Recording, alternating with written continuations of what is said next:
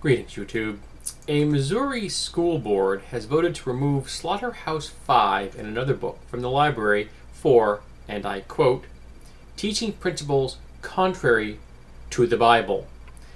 Now, I just have to assume that this school board is unfamiliar with the First Amendment and unfamiliar with the concept of the separation of church and state.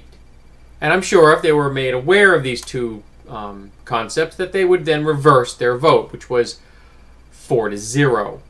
Of course, I could also be insane, because I'm thinking that people that are this kind of social conservatives would just go ahead and merrily decide that they would impose their religious view upon the world around them, regardless of the First Amendment or the separation of church and state. Now, here in America, I have repeatedly heard on the news, in newspapers, radio, television, online, on my comments in my videos, that Americans are terrified that there is going to be some form of Islamic religious law imposed upon our nation. Something that would violate the Constitution and would never happen, and something which has never been proposed anywhere in this nation. And yet, here in Missouri, we have an example of a school board actually imposing their religious views upon the community at large, regardless of the fact that not all of that community is going to be of that particular religion. So, there you go, folks. Where are the Tea Party members marching in the street? Where are the conservatives championing the cause of freedom and liberty and separation of church and state and the First Amendment? Why are they not vehemently opposing this obvious theistic grab at power in our fair state of Missouri? Oh, that's right. When it's your religion, it's okay. It's when it's the other guy's religion, well, I don't know, we can't have that. Now, I'm opposed to banning books at all. If a particular parent finds this particular book or the other book, I can't remember what the title of the book is, objectionable, they could say, I don't want my kid reading it. No harm, no foul.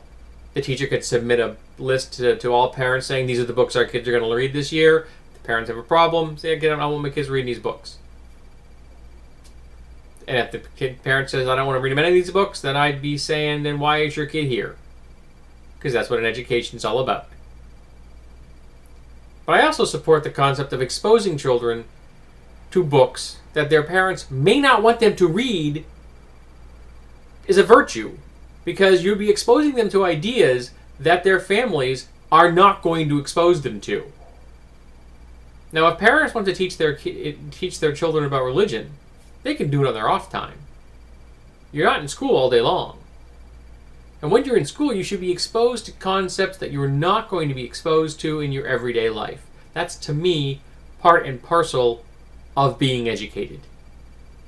I know I'm a screaming socialist, and I must be insane for actually expecting ideas and learning to be the purpose of schooling, as opposed to conformity and just knuckling under to the authoritarian figures of the school system.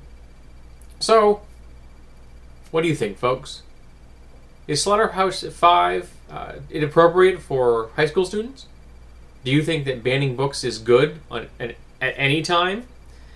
And frankly, if you're going to start banning books for solicit material, wild, bizarre, and strange acts, violence, sex, perversions, I've got what I'd like to recommend. If you're going to start banning these books, maybe I suggest you ban the Bible, because all the things I just mentioned are in there in droves.